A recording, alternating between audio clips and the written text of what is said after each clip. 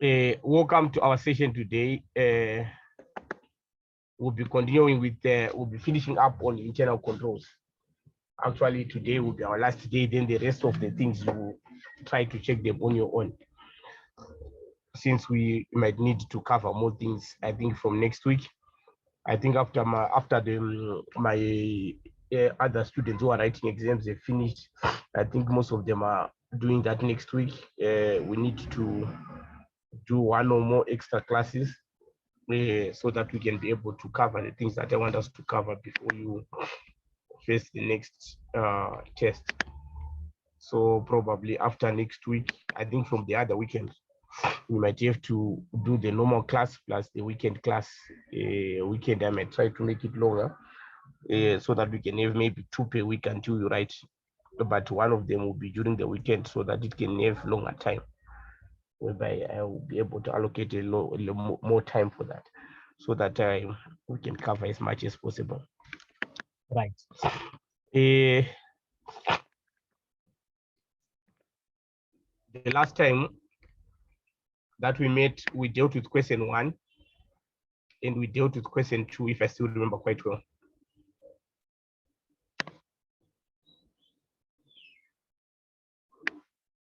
Right. And I asked you to do this part. Is there anyone who found challenges with that part?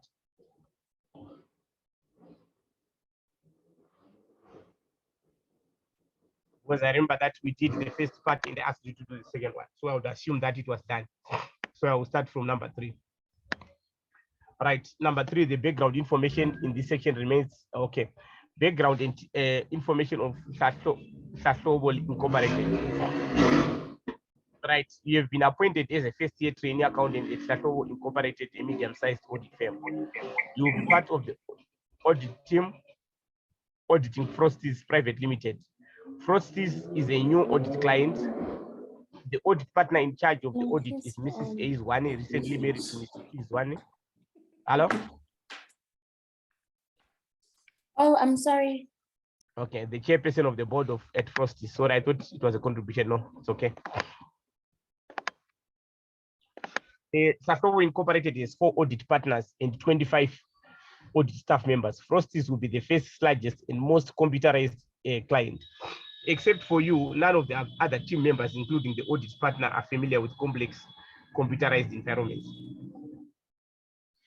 Most of Payroll's audit clients have December or September year ends, while Frosties has a financial year end of 28 February. Right. The question that we want to concentrate on, with reference to the master file amendments to inventory information, identify and describe the weaknesses that you identify. And for each weakness, describe one improvement that can be made. Very sorry. So we're supposed to go to the amendments, check those amendments that they are making, and then see if there are any weaknesses. That means any things that are that are wrong within the system. Right. For example, maybe there might be no supervision. Maybe there's no one who is checking the work that is being done. Right. So we have to look forward to things like authorization, segregation of duty, access, all the controls that we normally expect in a master file. Actually, in a master file, we expect that access should be limited. Not everyone should just make amendments. And all amendments should have supporting amendment forms. And they should be approved. So already you should know that what you are looking forward to. Right, so let's go and read the master file amendment. This is the master file amendment to inventory. Right, so as you read, you'll be noting the weaknesses there. One of the functions of the employees at the factory at Frosties is to conduct monthly inventory counts. After an inventory count, the inventory master file should be updated to reflect the actual inventory quantities. to be able to make master file amendments to inventory, all employees at job levels in the factory have access to the inventory master file and its functions. Already, this is a weakness. All employees have access to the inventory master file. In a system, employees should only have access to modules or areas that they are responsible for. It won't make sense to have every employee accessing the inventory master file. Okay, if there are any changes that are made, how will we know that the changes were made by this person? Right. So we can say, so that is the first weakness. Right now, they said that we should present our answer as follows. So they usually do this in your module. So please make sure that you follow that. And you should use your mark allocation. You can see that there's 1 mark each. Is that right? So that means if you see that these are 5 marks, so that means I should give 5 weaknesses and 5 improvements. Right. So let's go to our answering.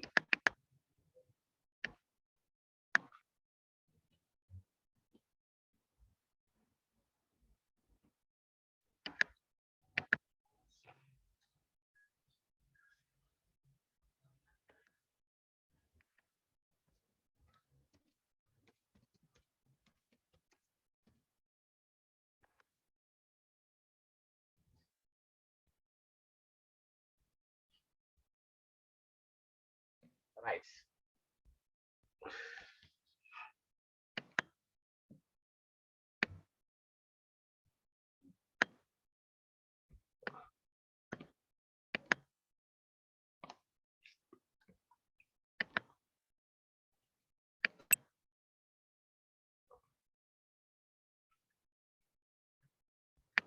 So left weaknesses.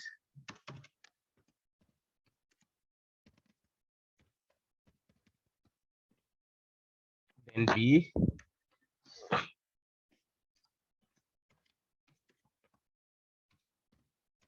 Improvements.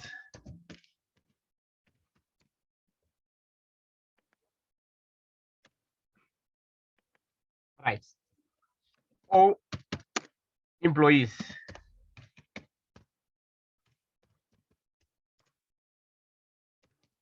have access to the master file. Our recommendation is that they should be restricted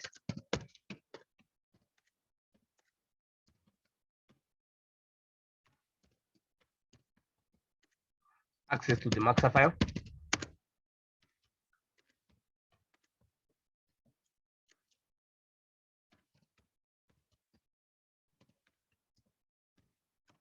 With segregation of duty.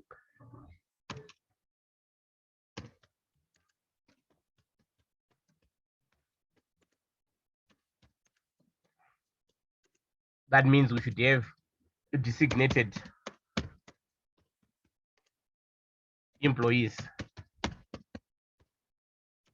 responsible for the master file. So that if there are any problems, we exactly know where the problem is arising from. So not everyone should be able to make amendments in the master file.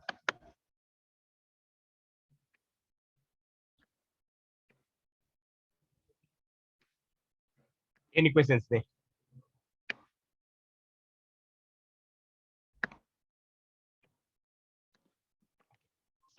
Let's go to the next one.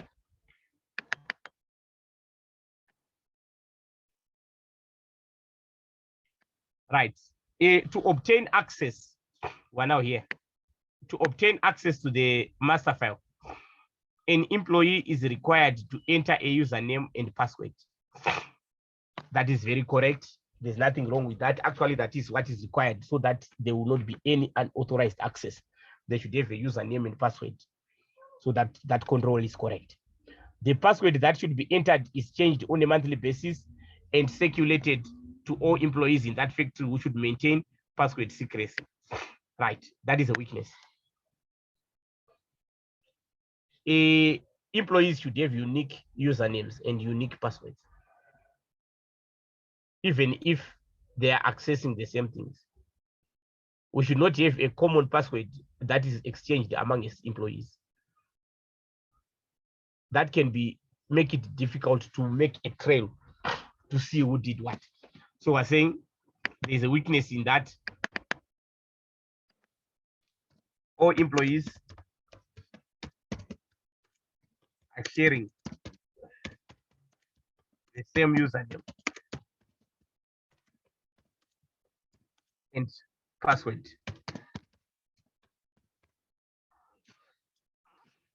It's good that monthly they are changing it. Actually, it is recommended, but that password should be changed periodically.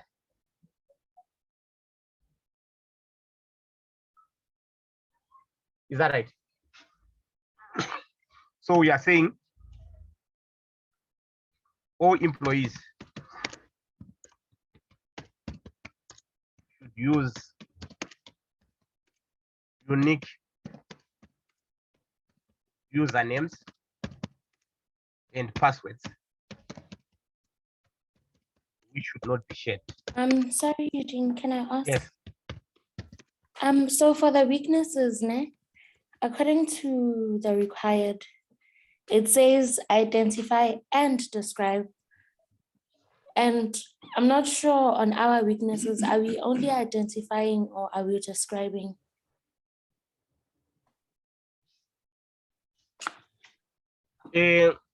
Right. They said what? Identify and what? And describe the weakness. All employees have access to, maybe you can just add that it can be difficult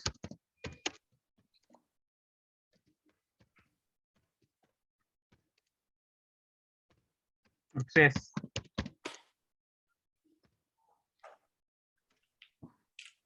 responsibility for changes made.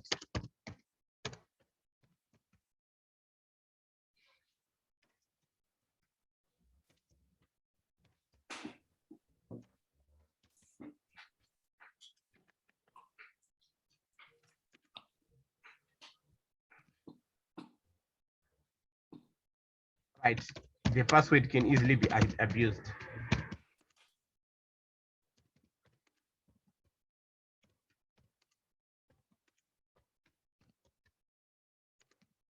Thank you so much for also helping there. Thank you. A trail. Maybe you can just add that. Right. Right. The issue that they are changing it on a monthly basis, it's fine. Actually, periodically, passwords should be changed to ensure enhanced security. Right. So you can write something else. Like the answer that I'm giving is not a strict, like you know that in auditing it's not like strict answers. But one thing that you should do is you should apply your theory to the question that you have at hand, and you should also be mindful about sometimes using auditing language. Right. In order to make changes to the inventory master file quickly, the computer from where the master file amendments are made is situated at the entrance of the factory where everyone can keep an eye on the computer. That is very, very wrong. Computers should be kept in a secure place, not at the entrance where anyone can just do whatever they want there. So we're saying computers are located at the entrance, which can make it easy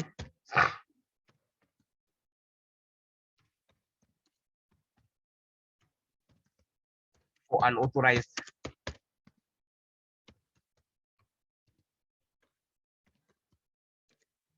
amendments to be made.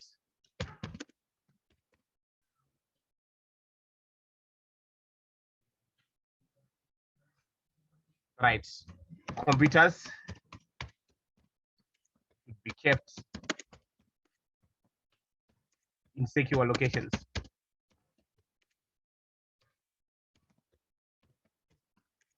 Which should be lockable.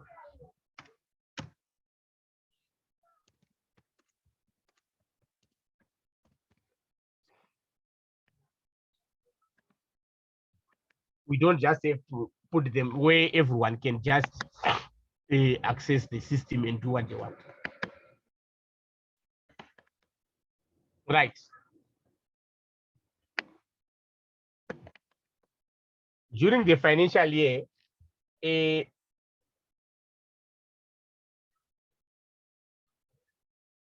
Mr. Sis was suddenly passed away from a heart attack. He was overworked and stressed as he couldn't take leave during the past 14 months. He was the only employee. He didn't take what leave during the past 14 months already on its own. That's a weakness.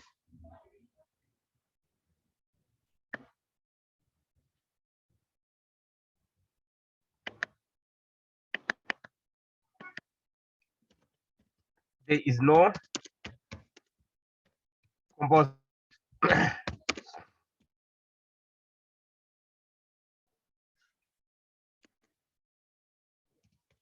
which can make it easy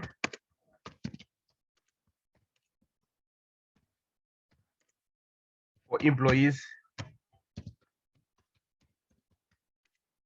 to cover up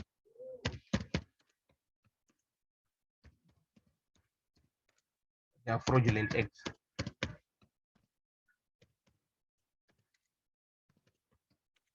And errors. Actually, in auditing, we say you have to audit also the leave days. When you're auditing the leave days, you should be very, very worried about employees who don't even take leave.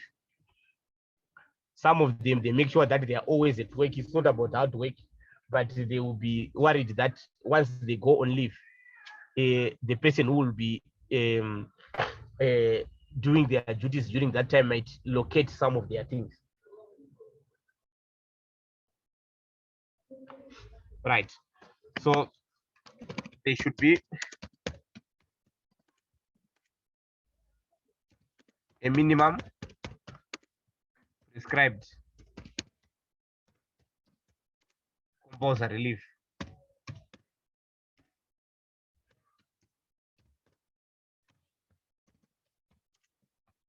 for employees. It can also help so that they will not be strained. Yes, that's what we're talking about. So they should improve policies in terms of, that's the recommendation actually, that the policies regarding leave should be improved.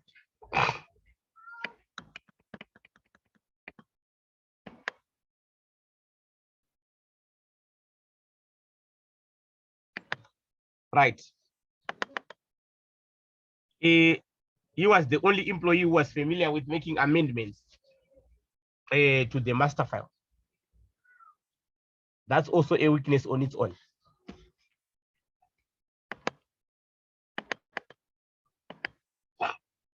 So we can say only one employee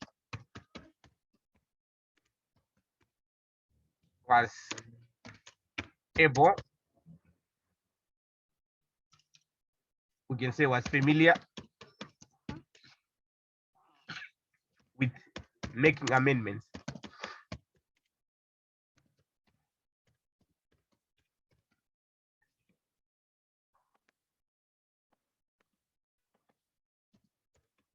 which can lead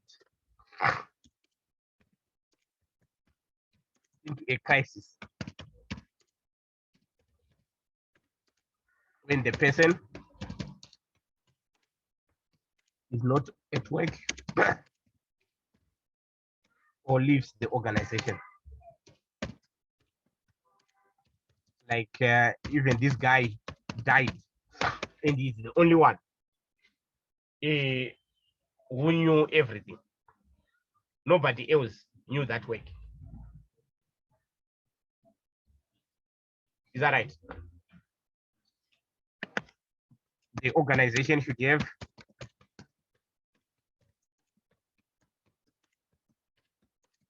a succession plan, whereby each position there should be someone who is a junior, who is also working there, who knows, who will learn from the senior. And in case the senior is on leave, someone will take over. In case the senior leaves the organization, you are not in a crisis, someone will be able to do it. Even let's say it's in accounts, you've got a CA, but that CA should be able to assist the non-CAs to be able to do the work, although they are not CAs.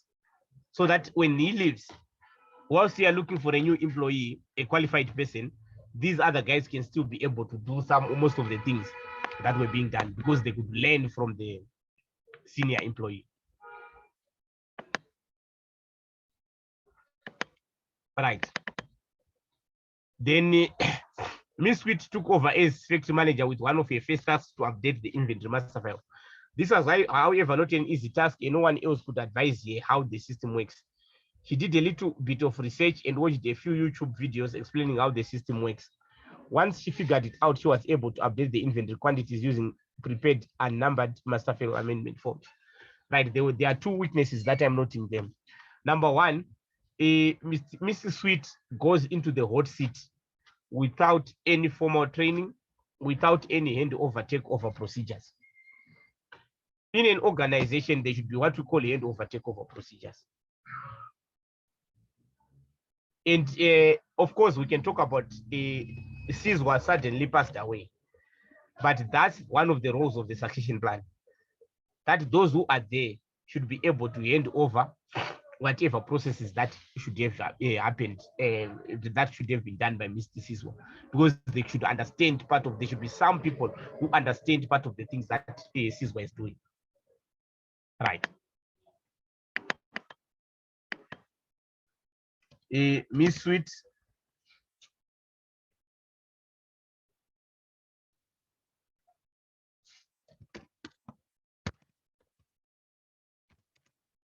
started the job without any training or handover procedures.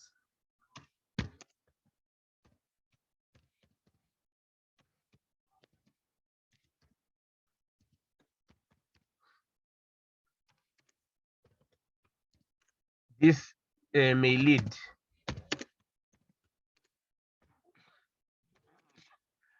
serious errors being made.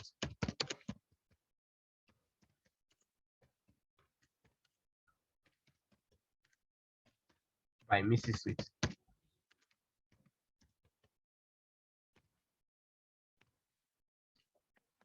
Right. Proper handover, take over procedures should be in place.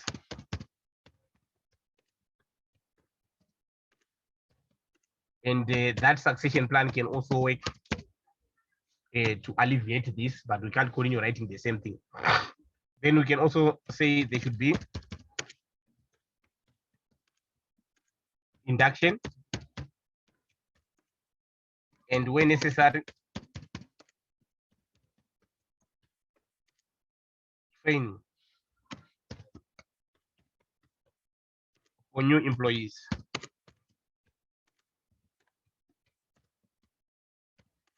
or promoted employees.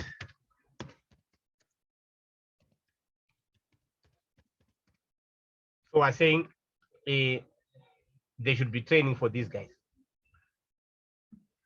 So we should have induction,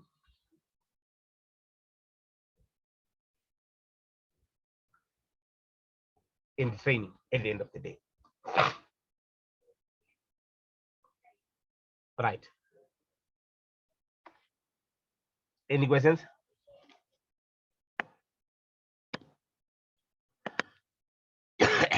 Right. Then I said number two, there was another weakness that we saw.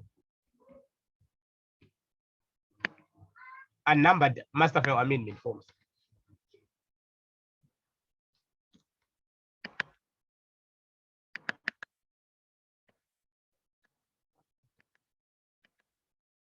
master file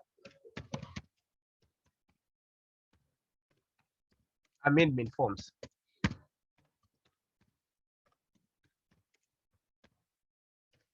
Are numbered,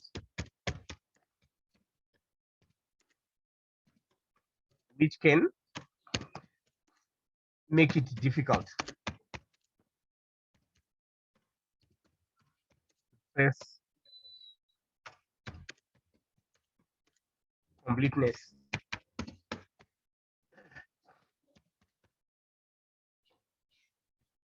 Right. One of the issues that we can solve by pre-numbering is to check if the things are complete. You know that my invoices should be number 1 to number 50, the last invoice.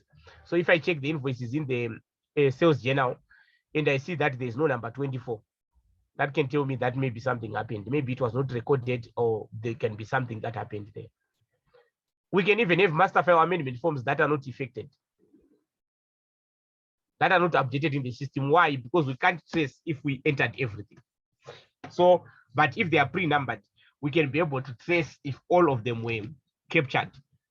We're not just talking about audit only. Even the staff on their own, when they are checking their work, if they've done everything, if the things are pre-numbered, they can be able to easily check. So we can say master file amendment forms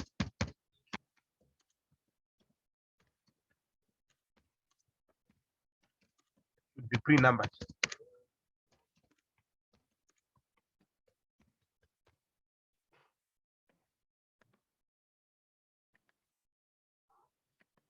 Right.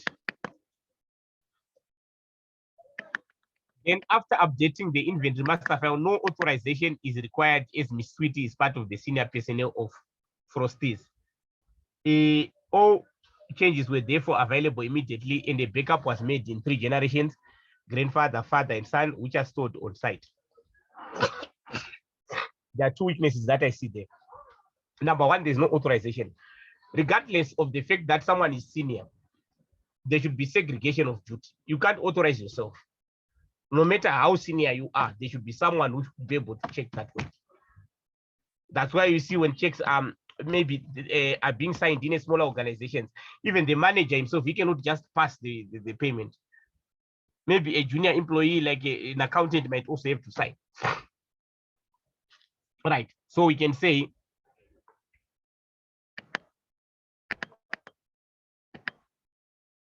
updates by Mrs. Sweet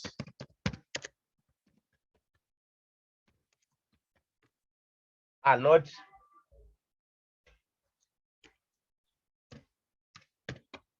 authorized by someone else.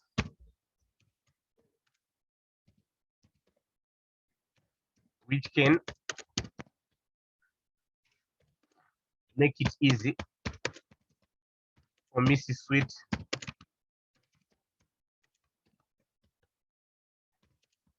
to make fraudulent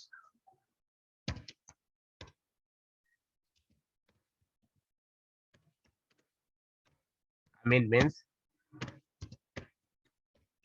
or make mistakes that might be not be noticed.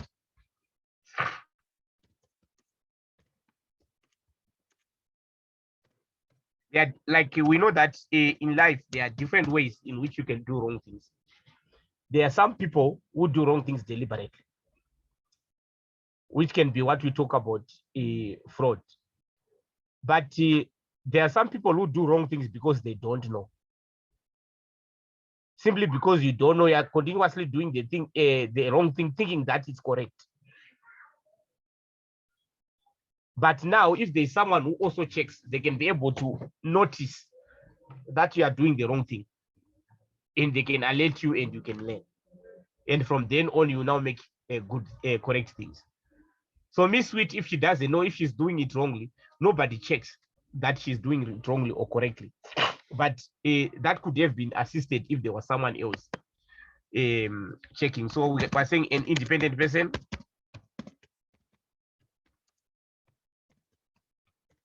should authorize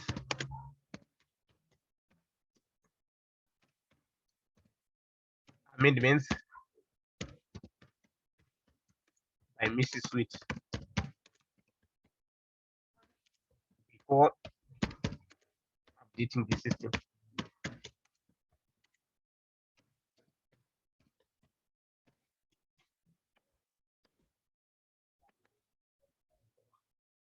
So there should be someone, even if she's a senior member, there should maybe another independent senior member. Let's say if the CEO who is doing this, maybe the managing director should check. Right. Then I saw something else. There were two things that I saw there. Then they talked about the backup was on site. Normally, it is recommended that you should have a backup on site and off site. They actually talk about a cold site and a hot site. Why is it necessary? There can be a fire in your building and you can lose everything. So usually backups should not just be on site only. There can be a disaster on site and it can be difficult to recover. So you can say it's good that they've got backups. But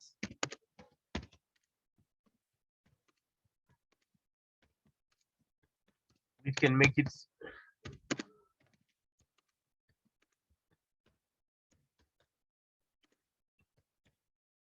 information if a disaster such as a fire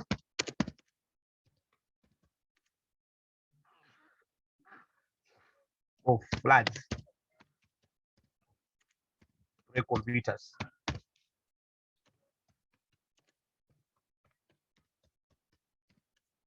on site.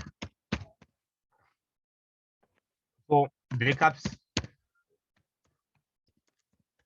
should be kept on and off site. So we should not just have a backup on site only. We should also keep off site. In case a disaster, for example, as I talked about a fire, if a fire happens at a building and it destroys the whole building, you will lose everything. Because the original information and the backup are also at the same place. But if you had something offsite, in case there's a disaster there, then you can always recover from the offsite backup. Right. So, any questions there on answering of this? Right. So you can see that I went on and on. I had about 9 points. You can even get maybe 12 there. But you in the exam, don't waste your time. Just find 5 good points from the scenario, which you don't doubt, and use those ones. And just like what our sister alerted us earlier on, not the important words. Because if you saw when I started, I just identified. I didn't explain the weakness. But they wanted us to what? To identify and describe it. So you should make sure that you manage to do that.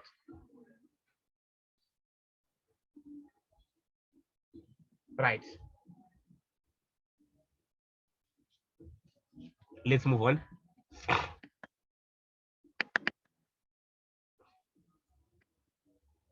Right. The last one that I will do is this one here. So you on your own, you try to do question 4. I will not do it in class next week. You try to do question 5. Then if you have done them, I've just shown, like I was just trying to show you how you look at the controls and stuff like that. If you have done them, you then inform me then maybe I can try to help you maybe with the solution. But first of all, I usually want people to send their attempts so that we can progress. Otherwise, we'll be in a crisis in the exam. Then you see that here we're talking about wages, but the exam is talking about sales. You are stuck.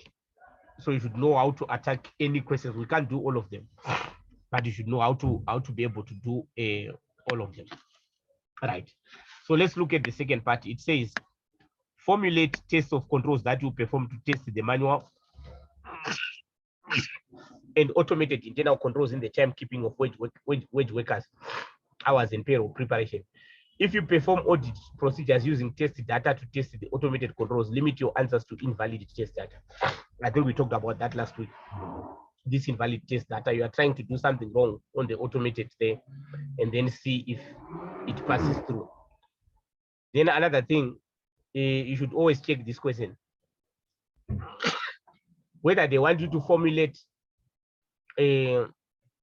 controls on the manual only or on the automated only. Because sometimes they ask on the manual only. Sometimes they ask on the automated only. When they say manual, that means those controls that are performed by employees physically. Then when they say automated, that is the ones that are done by computers, although they can be human intervention, but everything is being done through computers. That's automated controls. So you should be able to identify to read properly the question, because you can go on and doing test of manual controls when the question is asking about automated. You are wasting your time, and maybe you're already counting your points that, oh, I've made 19 points and they are all manual, but the question was asking about automated. So always check this. So please, you know that on this topic, you should be able to formulate the controls. You should also be able to comment on the controls, the adequacy of controls, like the weaknesses, and you should be able to give improvements. When we say improvements, that means you can, so you should be able to set up a control. You should also be able to test if a control is working. When you say formulate test of control, you are carrying out tests to see if the control is indeed being followed or is indeed working. That's what we mean when we say test of control. So now let's look at this. So please, when we finish this, you should try the other question so that next time we'll move on from to something else. Right, system description of the wage system. Right, you know, I think you now know why we have to do the test of controls. Normally we do the test of controls as part of our audit strategy. Remember that we can use what we call the combined approach, or you can just use substantive procedures alone. Right, when you are placing reliance after your evaluation that I can rely on the controls, the controls are there, I can rely on them, then you have to test them to see if you can rely for that particular financial year. But if you see that the controls are poor, then there's no need to even talk about a test of controls. You go straight to what we call substantive procedures, which we shall do at the latter stage. Right, Frosties is one factory where the products are manufactured in 5 sections. Right, the production, the manager manages the factory and controls the work of 5 salaried supervisors and 60 wage workers. Right, the wage workers are allocated equally across the 5 sections, and each section has its own supervisor. Right, now let's go to the timekeeping of wages. Right, now let's start. That's where we are starting here. The factory is one entry and one separate exit point, which is guarded by a security officer who supervises the entry and exit points. Is that right? So already there's a control there. The control is that the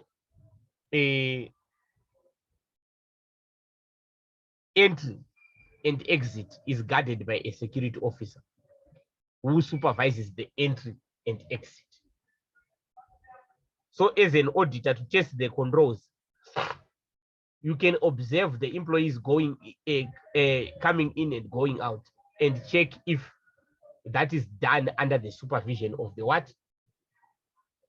Security officer.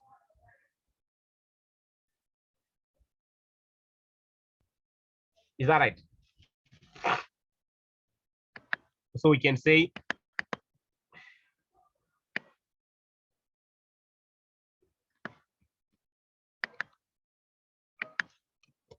test of control. Observe the exit and entry of employees and verify if at all times there is a security officer who supervises the exits and entry. So you'll be testing to see if the control is working. Then you can go there and find that he was not even there. People were just going in and coming out, were going out and coming in without the supervise the security guard checking that.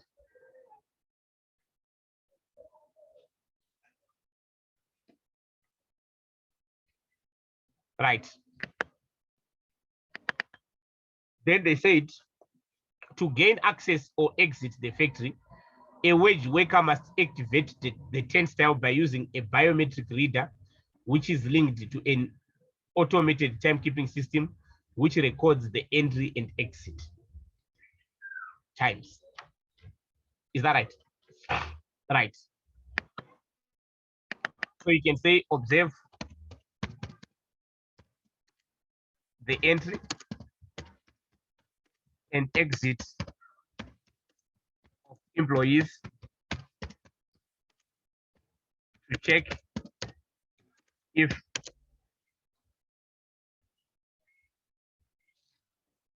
they're using the biometric reader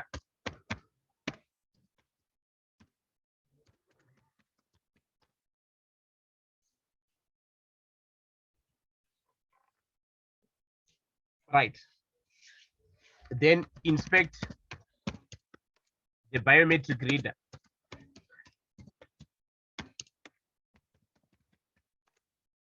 to check if it works properly.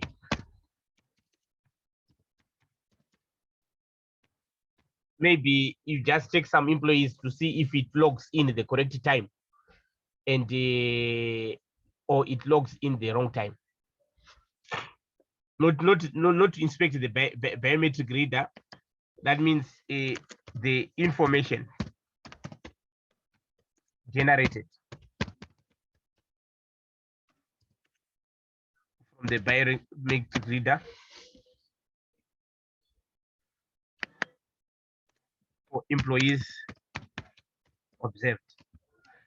So you note the employees that you observed coming in and going out. You know that I've Mr. Love who came in at 8 o'clock. Mr. Chauke came in at 8:30. Then you go and check the system. Did it record 8:30 the time that they logged in? You might find that, of course, these guys are using the biometric reader, but the biometric reader is not even working. Right.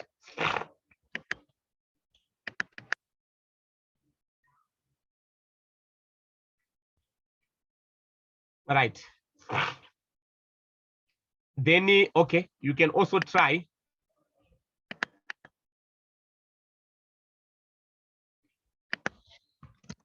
attempt to access the factory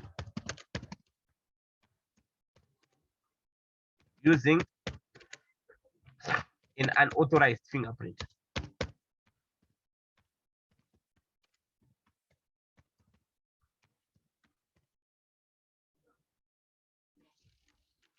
And confirm that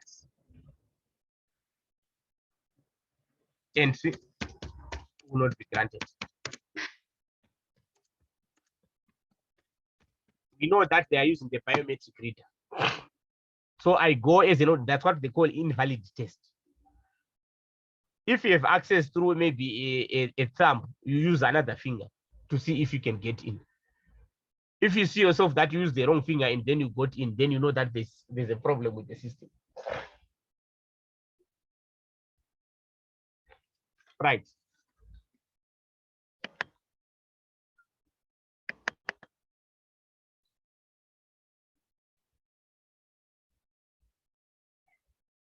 Then they said what? It records the entry and exit times. You can also get another one there. Attempts to use correct fingerprint.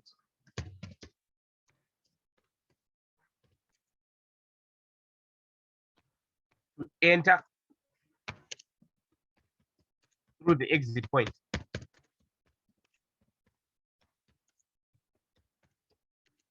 Or exit through the entry point.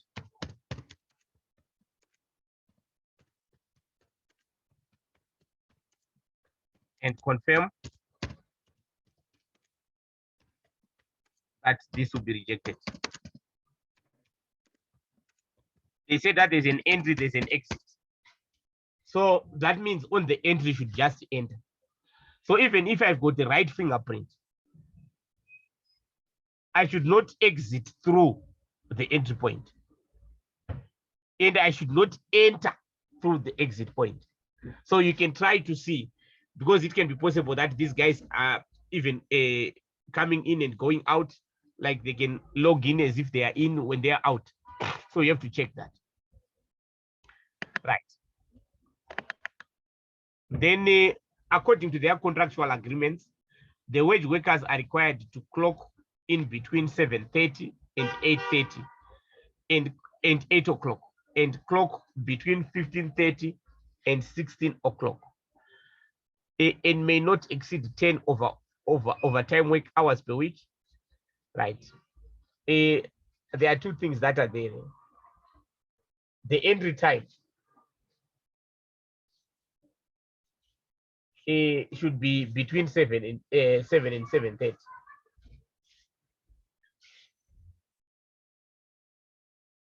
Right.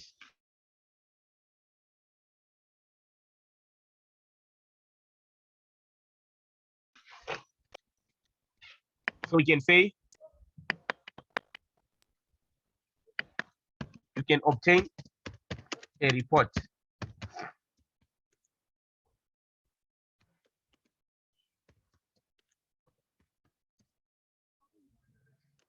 timesheets and verify that entry points, entry times are between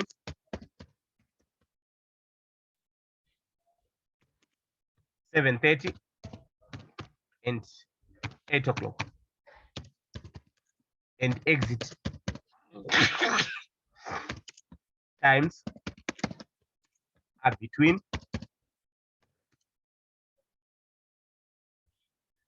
15:30 and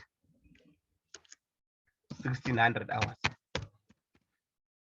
So if you see that maybe they're entering before 7:30 and they're going out after 4, you have to verify if that is authorized.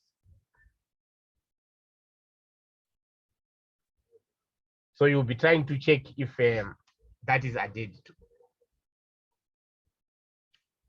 Right. Then they said it may not exceed 10 over, okay. It may not exceed 10 hours per week. Right. Then you can also obtain the report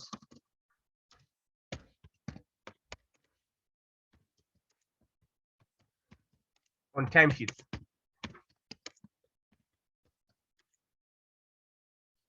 And inspect it to verify that there are no employees with more than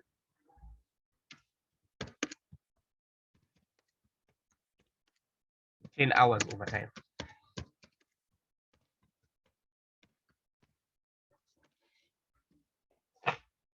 Right. Then monthly overtime hours are also specifically budgeted for according to the different reasons and supply demand and may not be exceeded. So you have to go and inspect the budget.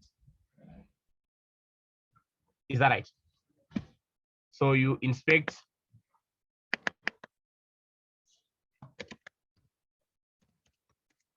the report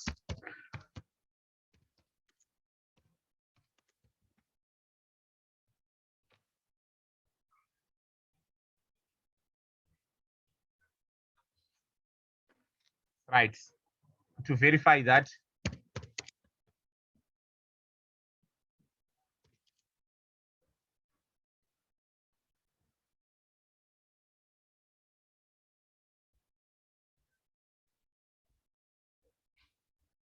right. Sorry, just a second.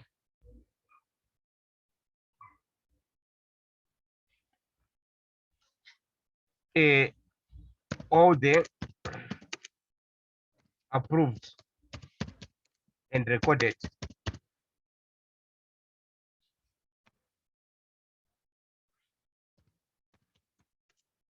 budgeted hours, sorry, overtime hours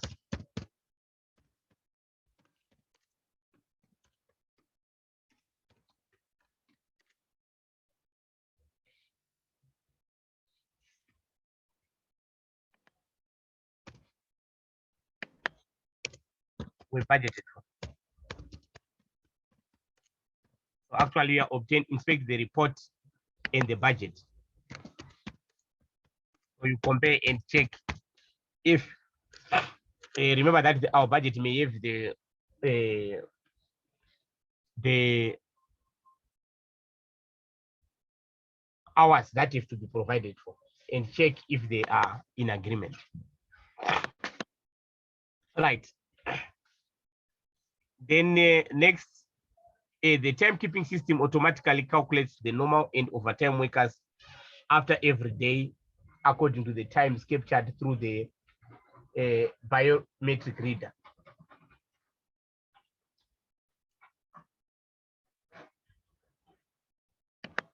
Then you can watch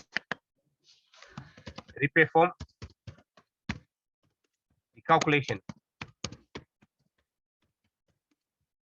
of hours as indicated through biometric system to verify if the system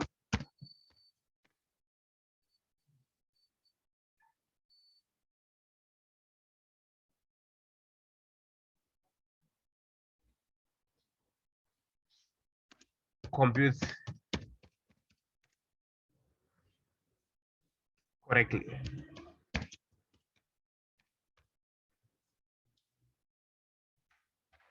Right. So here you are saying the system is calculated, but you want to make sure that whatever calculations that are done by the system, they are done correctly. Because the system can be making a mistake. So you want, it's a control to see if the system is actually performing as expected.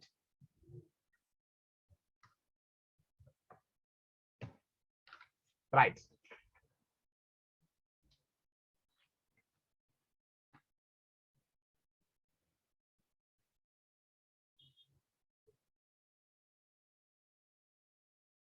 Sorry. Just a second.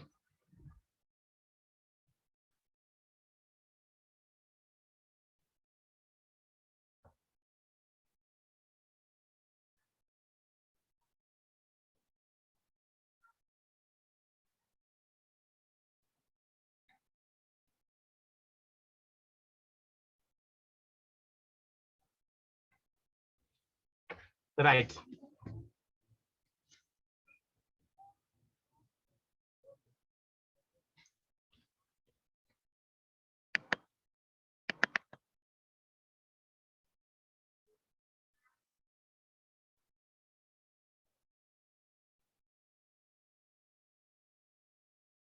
The next, the timekeeping, okay. In the mornings, each supervisor needs to authorize the calculated normal and overtime workers on the previous day by logging into the timekeeping system using a unique username and password. Right. So attempt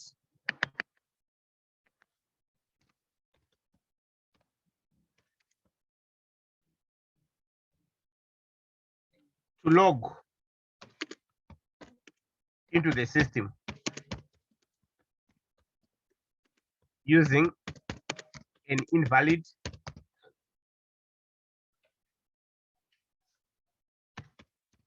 username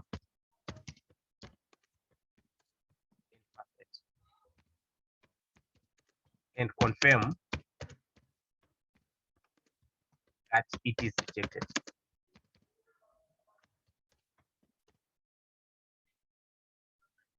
So that's an invalid data test. Right.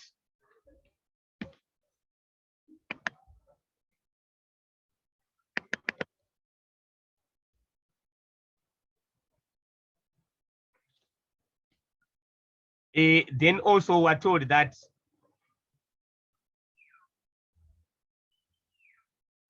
the supervisor is authorizing these hours. So you have to verify if the hours were authorized by the supervisor. So you have to verify if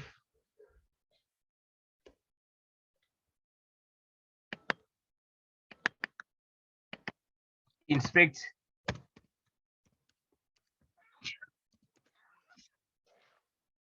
right the timesheets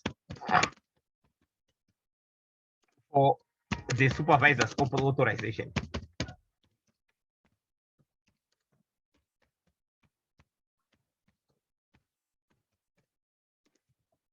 For example, signature. So you have to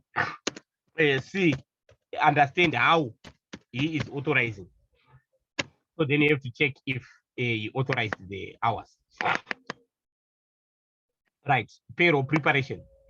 The timekeeping and payroll systems are linked, and therefore the hours worked per wage worker are automatically updated on the payroll system after authorization of hours worked on a daily basis. Right. So you can inspect the timekeeping and payroll systems reports and agree them to see if they record the same thing. Right. Inspect the timekeeping and payroll system, payroll reports for the same period, and confirm that the hours recorded agree.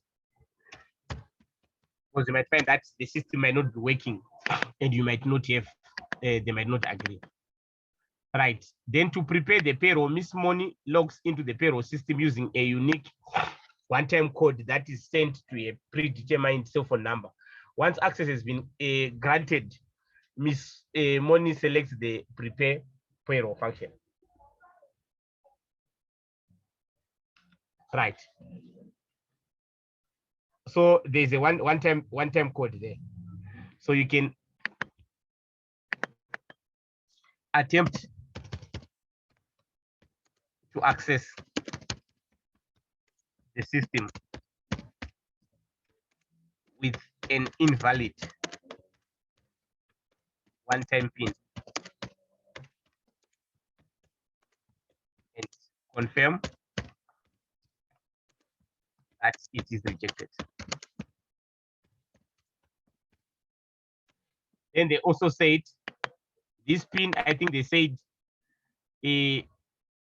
that is sent to a personal predetermined cell number, right? He attempts to request the system to send the PIN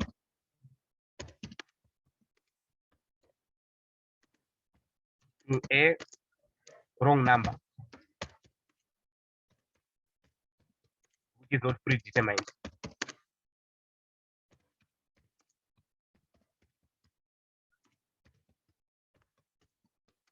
And confirm that the PIN will not be sent. Because they are saying there is a predetermined number where this PIN should be sent.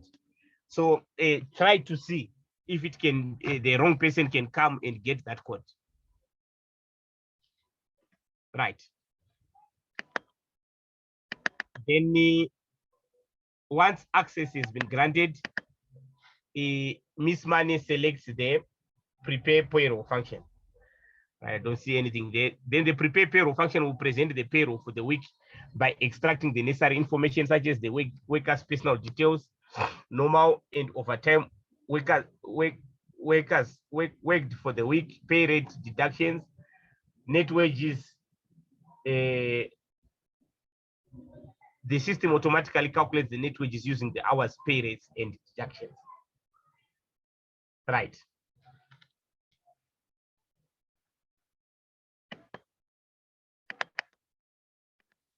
Inspects the payroll to confirm that correct hours, rates, and names of employees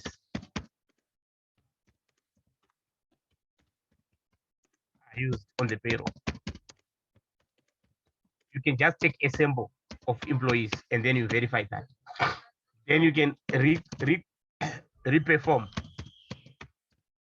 the calculation of net wages.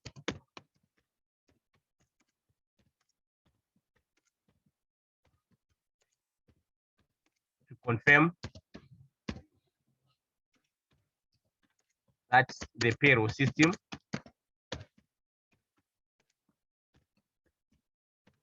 calculates the net wages correctly. Because you should know that even the system itself can fail to perform a control that is designed.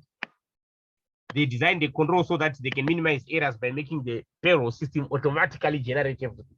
But you might find that there might be errors in the system and it's not generating the correct things. Right. Then they said a notification of the production of the weekly payroll report is then emailed to the CA for Ms. Zidane. After receiving this notification, Ms. Dan scrutinizes the payroll report and perform a few checks and comparisons before authorizing the payments with the electronic signature. Right. So you can inspect a sample of reports with the Dan signature, the electronic signature.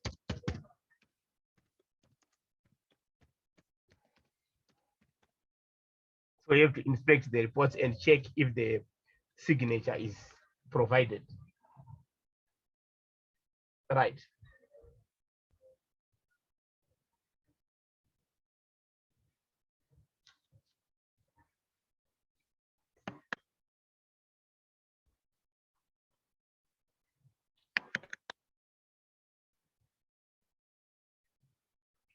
Then once the electronic signature has been obtained, the payroll is ready for payment through electronic funds transfer. A log of all approved weekly reports is kept by the accounting department.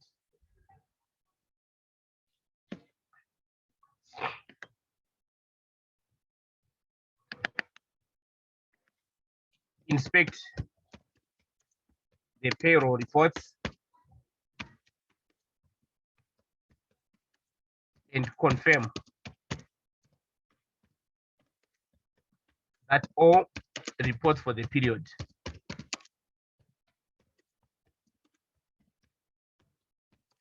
kept.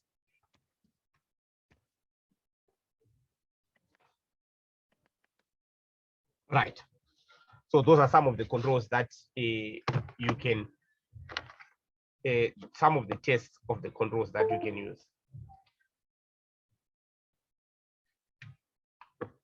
So I hope you managed to see how you generate the test of controls. You see a control, then you can just check how you can be able to check if it's working. And normally know that we can't check everything. It will be just through samples. So normally for such a question, you just have to check the number of marks. They are 19. So your points should be around 19. Of course, we know that there are some points that they can give you 1.5, some points 1 mark, and stuff like that. But if you know that your points should be around 15 to 19 there. Any questions? Right, if you don't have any questions, please do question 4 and 5. I will not do them with you. You just have to see the other cycles, how you can be able to test those controls. Thank you so much, and you have a blessed weekend. So I think from next week, I think I will also incorporate weekend classes so that we can be able to do much before your test. Thank you so much, and God bless you richly. You have a blessed evening.